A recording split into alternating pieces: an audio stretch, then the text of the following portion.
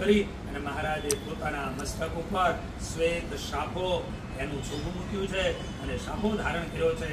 શાફાની અંદર કલગી ધારણ કરી છે. ત્યાં તો પાઘ જો હોય તો પાઘની ઉપર સુંદર મજાના પુષ્પના તોડા મહારાજના કર્ણપટલ સુધી એ સરસ રીતે એ શોભી રહ્યા છે. અને આવી એ મારા મહારાજની મૂર્તિ ઊંચા સુવર્ણના અદ્ભુત એવા સિંહાસન ઉપર મારા મહારાજ આજે સ્વસ્તિક આસને કરી બેઠા છે.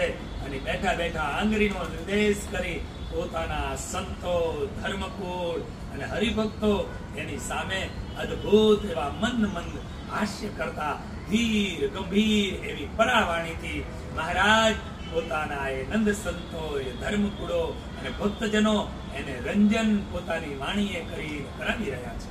આવા મારા મહારાજ એને હું દર્શન કરું છું, દર્શન કરું છું, દર્શન.